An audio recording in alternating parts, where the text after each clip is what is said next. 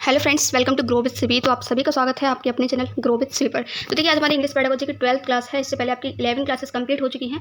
इस सीरीज में हम क्या कर रहे हैं, तो इसमें हम कर रहे हैं 2022 से 23 यानी रिसेंटली आपका सीटेट का जो एग्जाम हुआ था ऑनलाइन वाला, उसमें जितने भी क्वेश्चन आपके इंग्लिश पेडागोजी में पूछे गए थे वो सारे क्वेश्चन हम कर रहे हैं डेट वाइज। तो आज हम किस डेट का देखने वाले हैं, तो आज हम देखने वाले हैं 7 फरवरी 2023 में जितने भी क्वेश्चन आपके पूछे गए थे वो सारे क्वेश्चन। अगर आप इससे पहले वाली क्लासेस वॉच करना चाहते हैं जो 11 क्लासेस कंप्लीट हो चुकी हैं, तो मैंने देखिए चैनल पर प्लेलिस्ट बना दी है, आपको प्लेलिस्ट में मिल जाएगी। प्लेलिस्ट का देखिए नाम क्या है वो मैं बता देती हूँ आपको। सीटेट इंग्लिश पेडागोजी 2022 से 23 प्रीवियस ईयर के नाम से आपको मिल जाएगा। और मोर सब्जेक्ट की वीडियो के लिए भी आप प्लेलिस्ट चेक कर सकते हैं। CTET paper 2 math, CTET paper 2 SST और भी बहुत सारी क्लासेस मैंने अपलोड की हुई हैं। आप जो है प्लेलिस्ट चेक कर सकते हैं। तो चलिए क्वेश्चंस को स्टार्ट करते हैं। फर्स्ट क्वेश्चन जो आपके एग्जाम में पूछा गया, children start out as a clean slates and language learning is printing of linguistic habits on these clean slate. This idea is supported by. इसका मतलब है जो चिल्ड्रन होते हैं, जो स्टूडेंट होते हैं, वो एक क्लीन स्लेट की तरह स्टार्ट करते हैं एंड लैंग्वेज लर्निंग और जो भाषा अधिगम होता है वो क्या करता है, इस printing of linguistic habits on these और इन क्लीन स्लेट्स पर भाषा विज्ञान की आदतों को प्रिंट करता है। This idea is supported by. तो ये आइडिया किसने दिया था ये आपको बताना है। इसको किसने सपोर्ट किया था, तो इसका करेक्ट आंसर है ऑप्शन नंबर 4। इसको हम कहते हैं स्किनर ने सपोर्ट किया था इसको। ठीक है, नेक्स्ट क्वेश्चन देख लेते हैं। Question number 2, which one of the parameters is not important for assessing paragraph writing, यानी कि राइटिंग को जो है असेस करने के लिए इनमें से कौन सा इंपॉर्टेंट पैरामीटर नहीं है वो आपको बताना है, नेगेटिव बताना है। याद रखना, तो देखिए topic, sentence, supporting details, good hand writing और कोहेरेंस। देखिए कोहेरेंस का मतलब होता है आपकी बातों में एक जुड़ाव होना चाहिए, ऐसा नहीं कि आप कुछ भी लिख रहे हैं। ठीक है, ये मैंने कल की क्लास में भी समझाया था। गुड हैंड राइटिंग, देखिए यही आपका यहाँ पर बिल्कुल करेक्ट हो जाएगा।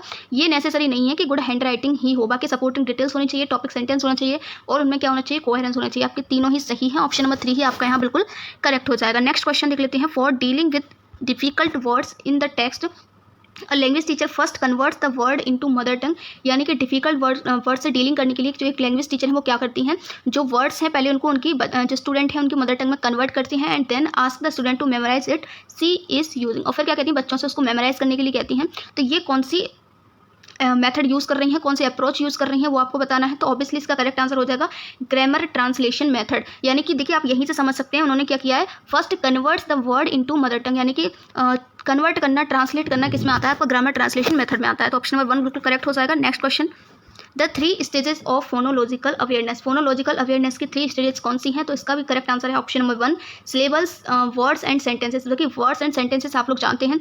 देखिए वर्ड्स क्या होता है, जैसे कि मान लीजिए रिदम लिखा हुआ है, स्पीड लिखा, ये रिदम एक वर्ड हो गया, स्पीड एक वर्ड हो गया, डेप्थ एक वर्ड हो गया। यहीं पर rhythm is your rhythm is very good, ठीक है, your song rhythm is very good, तो ये क्या हो गया, पूरा सेंटेंस हो गया। ठीक है, सिलेबल क्या होता है, सिलेबल में क्या होता है आपका एक ऐसा वर्ड जिसमें आपका क्या दे रखा हो, वाउल साउंड दे रखा हो, वो आपका होता है सिलेबल्स। जैसे कि अगर मैं बात करूँ साउंड्स की, तो यहाँ पर क्या है आपका एक सिलेबल है। ठीक है, आउल आउल, यहाँ पे आप देख रहे हैं ना ओ यू, ये आपका साउंड बन रहा है, तो ये आपका एक वाउल साउंड बन रहा है। ठीक है, ऐसे ही अगर आप पिच में देखते हो, पिच में आपका ई साउंड आ रहा है, यानी कि ये भी आपका इसमें क्या है, एक सिलेबल है। तो ये हमारा होता है सिलेबल। ये तीनों ही क्या है, 3 स्टेजेस हैं फोनोलॉजिकल अवेयरनेस की। नेक्स्ट क्वेश्चन देख लेते हैं, यानी कि ये तीनों स्टेजेस की अवेयरनेस आपको होनी चाहिए। Next question 5, a teacher gave a worksheet to the student based on the summary of the chapter, read and dropped every 5th word from it। देखिए मैं ये क्वेश्चन मुझे लगता है कल या परसों की क्लास में यही क्वेश्चन सेम रिपीट हुआ है। देखिए क्वेश्चन, इसीलिए मैं आपसे कहती हूँ ये जो प्रीवियस ईयर ना आपके लिए बहुत मस्त है, क्योंकि क्वेश्चंस रिपीट होते हैं, आप सभी को पता है। देखिए तुरंत की तुरंत भी रिपीट हो रहे हैं। ठीक है, यहाँ पे लिखा हुआ है a teacher gave a worksheet, यानी कि टीचर ने एक वर्कशीट दिया स्टूडेंट को जो चैप्टर रीड किया है उसकी समरी के बेस पर, और उसमें क्या किया है, जैसे कि मान लीजिए यहाँ पर लिखा हुआ है सी आस्क्ड हिम, उसके बाद उन्होंने क्या किया, एक यहाँ पर फिल इन द ब्लैंक्स छोड़ दिया। ठीक है, फिर उन्होंने कुछ लिख दिया, फिर उन्होंने यहाँ पे फिल इन द ब्लैंक्स छोड़ दिया, फिर उन्होंने कुछ ऐसे करके लिख दिया, फिर यहाँ फिल इन द ब्लैंक्स छोड़ दिया, फिर कुछ लिख दिया, फिर छोड़ दिया। तो एवरी 5th वर्ड उन्होंने छोड़ा है। She asked him to fill the missing words, और जो मिसिंग वर्ड्स उनको फिल करने के लिए बोला है। What is this test known as, तो इसको हम कहते हैं क्लोज टेस्ट। आई होप कि सभी ने इसका आंसर सही किया होगा। ऑप्शन नंबर 1 आपका यहाँ बिल्कुल करेक्ट हो जाएगा। रिपीटेड क्वेश्चन है, अगर आपने प्रीवियस क्लासेस वॉच की होंगी तो आपको इसका आंसर पता होगा। नेक्स्ट क्वेश्चन देख लेते हैं। Question number 6, which one of the following statements is not true for reading, यानी कि रीडिंग के लिए इसमें से कौन सा सही नहीं है वो आपको बताना है। Reading is sounding out words and decoding, यानी रीडिंग का मतलब है सिर्फ साउंड करना, यानी कि अपनी वॉइस को तेज तेज चिल्लाना, और डिकोड करना, उसको पढ़ना। ठीक है, रीडिंग इज कंस्ट्रक्टिव, यानी कि रीडिंग क्या है, एक रचनात्मक है। Reading is the ability to read, process and understand the text, बिल्कुल सही है। रीडिंग क्या है, एक प्रोसेस है, एक अंडरस्टैंड, यानी कि जो टेक्स्ट लिखा हुआ है उसको पढ़ना, उसको समझना। Reading is the ability to understand the meaning of the author is trying to convey, बिल्कुल करेक्ट है। देखिए जो भी आप पढ़ रहे हैं, चाहे वो स्टोरी हो, चाहे आपका कोई भी लेसन या चैप्टर हो, ऑब्वियसली वो किसी ने राइट किया होगा, तो वो ऑथर क्या कन्वे करना चाहता है उसका मीनिंग समझना। तो देखिए आपके 2, 3 एंड 4 ये तीनों ही आपके बिल्कुल पॉजिटिव हैं। ऑप्शन नंबर 1 ही आपका यहाँ नेगेटिव है, यही आपका यहाँ बिल्कुल सही हो जाएगा। रीडिंग के बारे में। ये भी आपको पता है, मुझे लगता है मैंने कल या परसों की क्लास में करवाया, थोड़ा सा बस क्वेश्चन को तो हल्का सा उन्होंने ट्विस्ट कर दिया है, बाकी वही क्वेश्चन है same as it is. Next question देख लेते हैं। A language teacher gives a task to identify adjectives used for the main character in the story to her 5th graders. This reading activities is, यानी कि एक language teacher है जो अपने student को क्या करती हैं, जो भी मान लीजिए स्टोरी है उसमें से एडजेक्टिव फाइंड करने के लिए बोलते हैं स्टूडेंट्स को। ग्रेड 5 के स्टूडेंट हैं, तो ये जो रीडिंग एक्टिविटी है इसको हम क्या कहेंगे, इंटेंसिव, एक्सटेंसिव, स्किमिंग, कोलैबोरेटिव। तो देखिए इसका जो करेक्ट आंसर ऑप्शन नंबर 1 हो जाएगा। इसको हम कहेंगे इंटेंसिव रीडिंग। क्यों कहेंगे, क्योंकि तब जब आपको देखिए एडजेक्टिव फाइंड करना पड़ेगा तो ऑब्वियसली आपको उसको बहुत ध्यान से पढ़ना पड़ेगा, बहुत ही गहनतापूर्वक उसका अध्ययन करना पड़ेगा, तभी आप जो है क्या कर पाएंगे, एडजेक्टिव को फाइंड कर पाएंगे। हो सकता है अगर आपने एक्सटेंसिवली रीडिंग कर ली तो आप हो सकता है एडजेक्टिव को क्या कर दो, कोई एडजेक्टिव मिस कर दो, है ना। उसके लिए आपको क्या करना पड़ेगा, इंटेंसिव रीडिंग ही करनी पड़ेगी। नेक्स्ट क्वेश्चन देख लेते हैं, question number 8। Which of the following statements is true for enhancing pronunciation skill in children, यानी कि प्रोनाउंसिएशन स्किल को एनहेंस करने के लिए इनमें से कौन सा सही है ये आपको बताना है। Student should practice pronunciation so that they sound exactly like native speakers, यानी कि बिल्कुल जैसा नेटिव स्पीकर बोलता है बिल्कुल वैसा बोलो, तो ऐसा तो गलत है ना। Should student be made to, ऐसा बोल भी नहीं सकते हैं, है ना। Student should be made to repeat word many times in a day, यानी कि बार बार रिपीट करना, तो ये भी गलत हो गया। नेक्स्ट देख लेते हैं, student should be help to have intelligible pronunciation. बिल्कुल करेक्ट आंसर हो जाएगा आपका ऑप्शन नंबर 3। इंटेलिजिबल का मतलब है यहाँ आपका कि ऐसा प्रोनाउंसिएशन देना जो ईजी हो समझने में, ठीक है। इंटेलिजिबल का मतलब होता है आपका समझने में इजी हो, सुगम हो, सरल हो, ठीक है। तो ऑप्शन नंबर 3 ही आपका यहाँ पर बिल्कुल करेक्ट हो जाएगा। उनको हेल्प करनी चाहिए इंटेलिजिबल प्रोनाउंसिएशन की। नेक्स्ट क्वेश्चन देख लेते हैं, question number 9। In a language class students are asked to write how they celebrate their birthday, यानी कि लैंग्वेज की क्लासरूम में बच्चों से कहा जाता है कि आप अपना बर्थडे कैसे सेलिब्रेट करते हैं। इसको क्या करना है, आर आस्क्ड टू राइट, उसको लिखना है, ठीक है। Then they ask to exchange their writings with their partner and give feedback. तो उन्होंने जो भी लिखा हुआ है स्टूडेंट्स ने, तो उनको क्या करना है, अपने पीयर के साथ आपस में एक्सचेंज करना है और फिर अपने अपने पीयर को क्या करना है, फीडबैक देना है। This type of assessment is, तो इसको हम क्या कहेंगे, तो ऑब्वियसली आपको देख क्वेश्चन से ही यहाँ पे आंसर पता चल रहा है। इसका करेक्ट आंसर ऑप्शन नंबर 3 हो जाएगा। इसको हम कहेंगे पीयर असेसमेंट। पीयर का मतलब होता है आपके फ्रेंड्स, जो भी आपका फ्रेंड्स है, ठीक है। नेक्स्ट क्वेश्चन देख लेते हैं, question number 10। Which of the following is true for dialect and accent. Dialect क्या होता है, एक्सेंट क्या होता है, आपको पता होना चाहिए। डायलेक्ट मतलब एक किसी पर्टिकुलर फील्ड में बोली जाने वाली भाषा जिसको हम बोलते हैं डायलेक्ट, और एक्सेंट तो आपको पता ही होगा, ठीक है। तो देख लेते हैं, accent relates to the actual language used and dialects refers to the way that is language spoken.